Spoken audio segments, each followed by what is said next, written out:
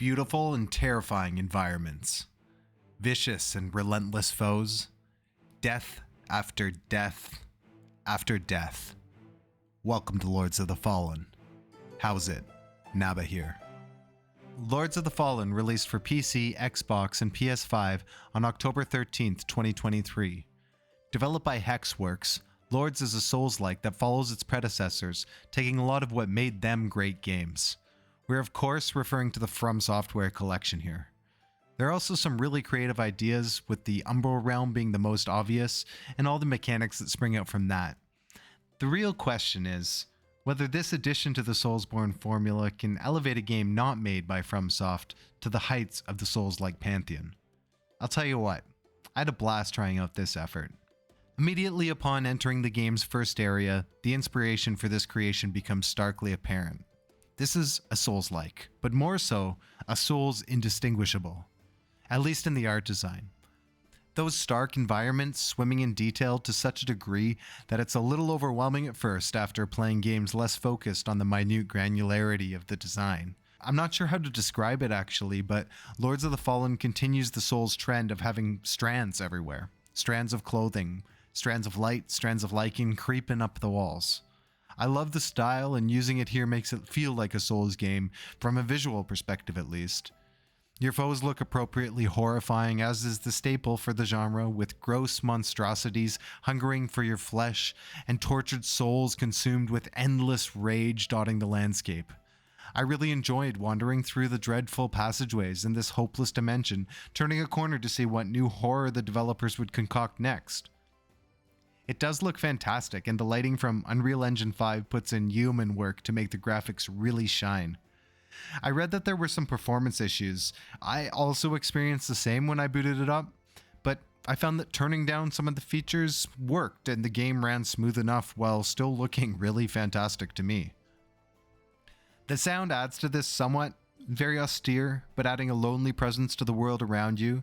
Mainly lacking music, although the odd howl from an unfortunate creature punctuates the soft whisper of the wind at times. It didn't stand out emphatically, but I thought the sound did its job to contribute to the atmosphere of the world. And it's a pleasant atmosphere, in that seventh layer of hell kind of way. The devs knew what they were going for here, and they followed through. It certainly doesn't rise to the Bloodborne levels of horror in the way that game rips your soul into the world the moment you awaken on the operating table, but the dark fantasy theme mixed with the ethereal is done ably. Before you jump into the game, you need to design your character. I only want to touch on this briefly, but I enjoyed the creation program here. Especially of note was the body type option, which had good variety and was a lot of fun to play around with. But how your character looks in the end doesn't really matter in this type of game. We're here to engage in lightning quick combat, to defy the odds, and overcome challenges we thought impossible. It is, after all, a Souls-like. At its core, Lords of the Fallen doesn't really do anything different than any other game by FromSoft or any of the endless copycats out there. You start out as a relatively weak character. I chose the Udranger Warwolf, or your basic barbarian type with high strength, endurance, and vitality, but weaker magic and agility.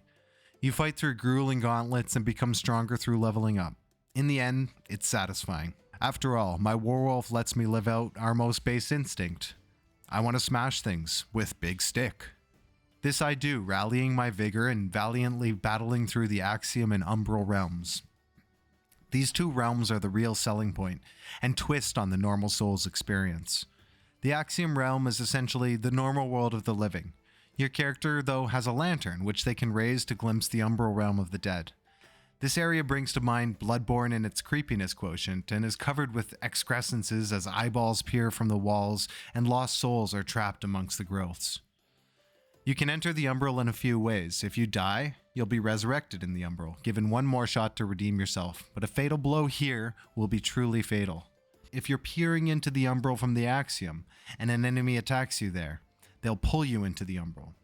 Finally, you can enter on your own volition. Why would you do that though, if it puts you at a greater risk of permanent death?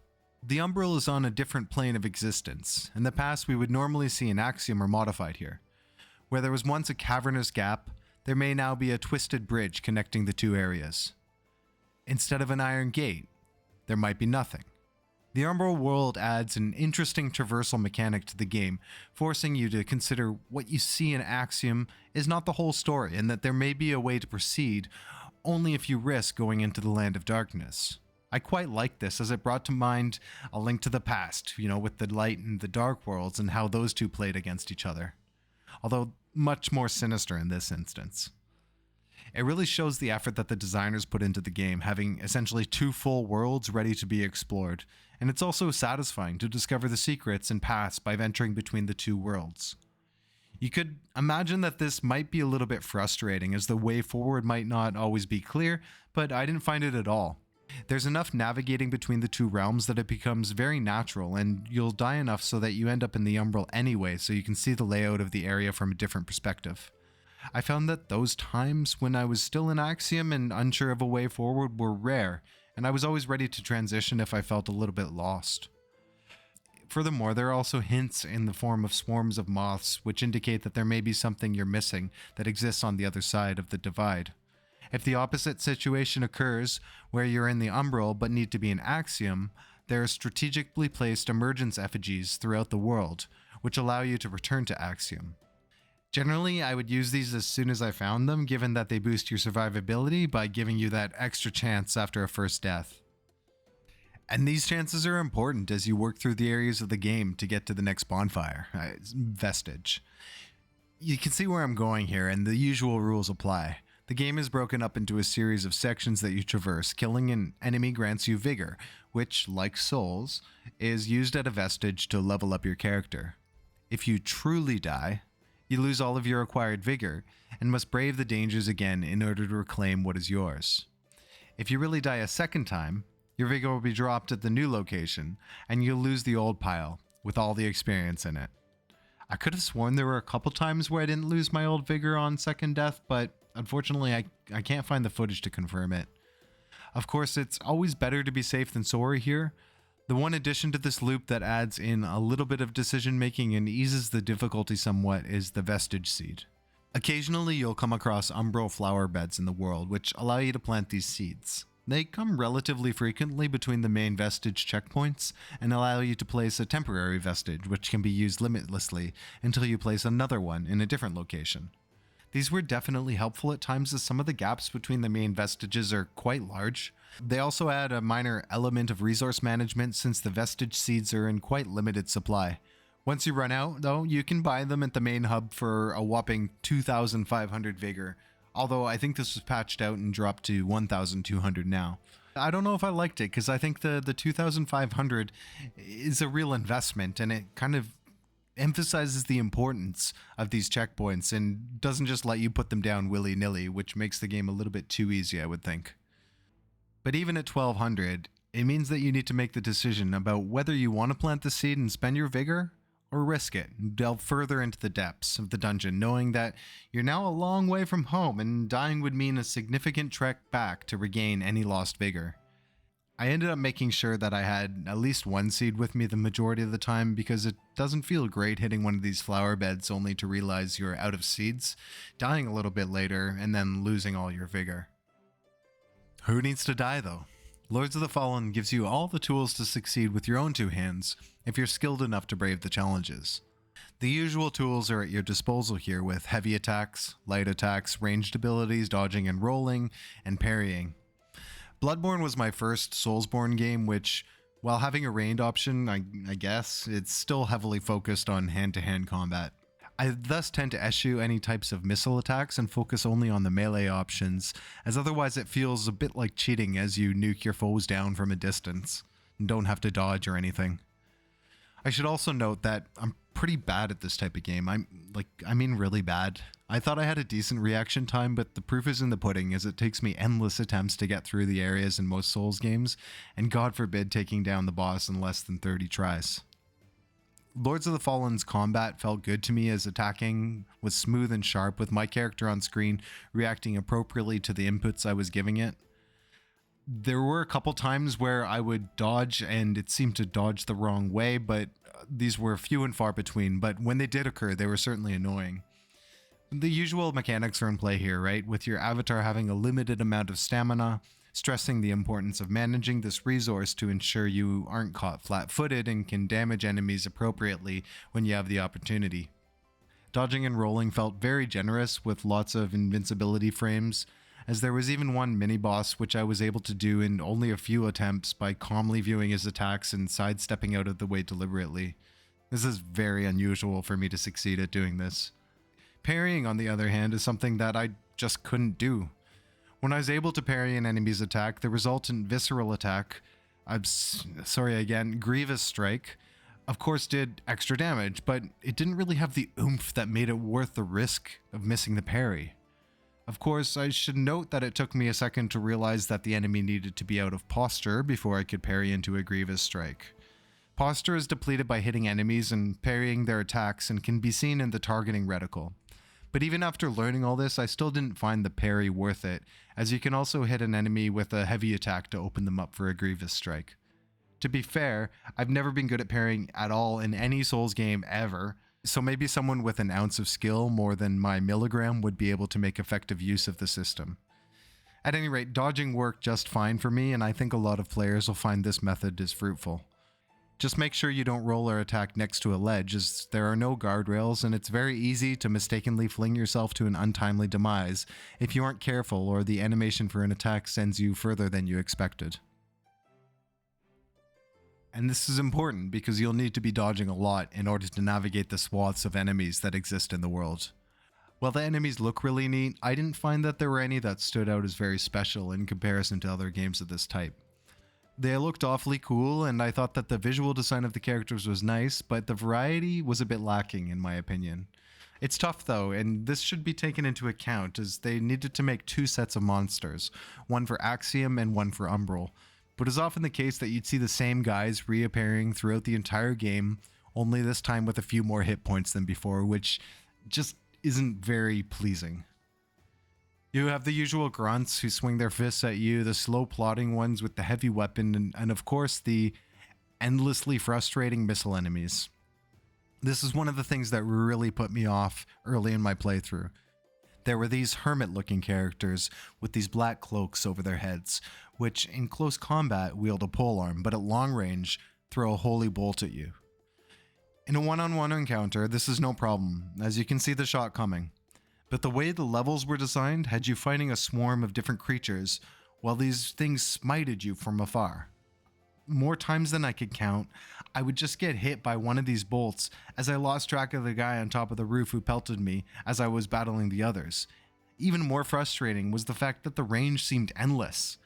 There were a number of moments where I was traversing a frustrating section in Pilgrim's Reach where I would suddenly get hit and not even realize where it was coming from, only to die moments later and erase all my progress. This came after a stretch where you needed to be jumping across platforms using extremely clunky controls. Instead of just jumping, your character needs to be running first in order to make the leap. I played on a controller, so I would need first to push in the left stick while moving to initiate the run, and then press a jump button. On the small platforms that this action was required, there's very little time to register whether or not you actually were running to make the jump decision. So numerous times I ended up just walking off the platform because the run command wasn't input correctly. Other times the jump was too early, and I fell to my death. All this while, these pesky ghouls might hurl a blast of light at you, so even if you make the jump and catch your breath, you might die anyway. Couple this further with the fact that it was a very and almost too long stretch between vestiges, so that I had to repeat this again and again and again, and you might be able to imagine that this was the closest I came to throwing my entire PC out the window, going down to the street and setting the whole thing alight. It quieted down a bit after the section in Pilgrim's Reach, and that part was the worst of this for me, but it does rear its head again later in the game, and I would have preferred if there had been some more nuance to the enemy encounters or tactics as opposed to throwing more of them at you, or maybe adding a ranged attacker to an encounter that you had already experienced to up the challenge. But I did enjoy the levels themselves though. I may be one of the only people who never really got into the open world style of Elden Ring, so a return to the more linear Souls-like level design was something welcome. This style allows the designers to handcraft the encounters so they can test it out and know exactly what the player is going to see, which I think makes for a better experience than having the much larger possibilities of the open world. It also forces you to challenge yourself against the section in order to continue forward without running off to reset and try again. The umbral ruined this a little bit, as the number of enemies who appeared there in addition to the enemies still participating from Axiom could get overwhelming. As I was a strength build, my sword had the ability to cleave, thankfully, so I could take down multiple enemies at a time. But even that was frustrating, and I can only imagine the plight of a player who focused on a single target build. To add to this, the longer you stay in Umbral, more enemies begin to appear, and ones with greater difficulty, so it gets to be too many to handle rather quickly. And again, I have to also call out the aforementioned platforming and hard to reach enemies, because this is part of the level design and it wasn't implemented very well. To be fair though, there were ample spots to save your progress, and outside of my comments, the challenges were generally more fair and less obnoxious. Additionally, as in traditional Souls-like fashion, there were many a path with doors that could be only open from one direction or ladders that needed to be pushed down, which you could unlock after proceeding far enough, allowing you to skip the previously completed portion of the level and continue your progress. This was a huge relief and was very helpful after dealing with some of the more difficult and tedious areas. But overall, they were pretty fun to progress through, and for the most part, not that frustrating, with the challenges ramping up appropriately throughout, and very little need to backtrack, and with environments that were nicely varied as you traverse through the world. But all of these paths, they're going to lead to one goal, and that's the boss. The heart of any Soulsborne or Souls-like game. Lords of the Fallen has appropriately menacing figures challenging you with new movesets apart from the standard enemies you encounter. The developers did it well here with bosses that appropriately telegraphed their movesets, but were still, for me at least, enough of a challenge to keep it interesting. The visual design was again pleasing, with grotesque and intimidating figures who gave me the feeling of them being something special and out of the ordinary. Oddly enough, the most difficult boss for me was one of the earlier ones in the game, who at first glance didn't seem all that special at all, Gentle Gavarus.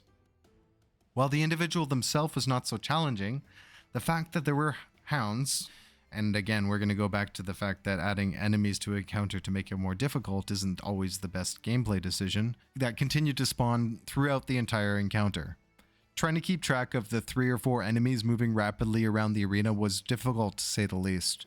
Took me maybe 20 attempts to get through this fight, but again, that's what Souls-likes are all about. The feeling of joy I felt after defeating her and relief was what I really look for in these games. Going up against a challenge that seems insurmountable, banging your head against it for a while as you learn the moveset and how you should be handling each situation, then finally coming through victorious is a feeling to savor. Other bosses in the game also gave me this feeling, but Gentle Gavarus was the one where I really felt like I'd accomplished something after the battle was done. And that's how I felt about the whole game. I thoroughly enjoyed Lords of the Fallen. I'm a sucker for the Souls-like formula and love feeling like I've actually done something and how it makes a player feel. That said, I don't know if this game can really hang amongst the greats in the genre. Other than the Umbral realm, it doesn't do anything all that special, in my opinion, and does some things poorly. The most important aspect of a Souls game, the combat, for me, felt good. I may not be the best judge, as I've only played Demon Souls, Bloodborne, Sekiro, and Elden Ring, but I never felt like I was being robbed or that the enemy was somehow cheating. And this is a huge point in Lord's favor, as unfair enemies totally destroy a game like this. But the enemies and some of the selections in the levels where you get ganged up on too severely are flaws that really can't be ignored. These marks against it didn't ruin it for me. There were more just irritating bits that frustrated me and took me out of the mood at times, but it's enough to bring down the game from maybe an 8 or a 9 to something between 6.5 and 7. The Umbral Realm was a really nice touch. I can only imagine the effort that went into creating that concept and world. It was absolutely a lot of fun to explore and added a neat rebirth mechanic, which helped a less skilled player like me make their way through the game. It also looks great. The game's beautiful. So at least when you run back to the boss for the umpteenth time, you'll be able to admire the way the light glints across your armor, despite it being fated to be pried open as you succumb to defeat yet again. So yeah, I had fun, from a personal perspective. From an objective viewpoint, The game's almost there, but Miyazaki still undeniably holds the crown.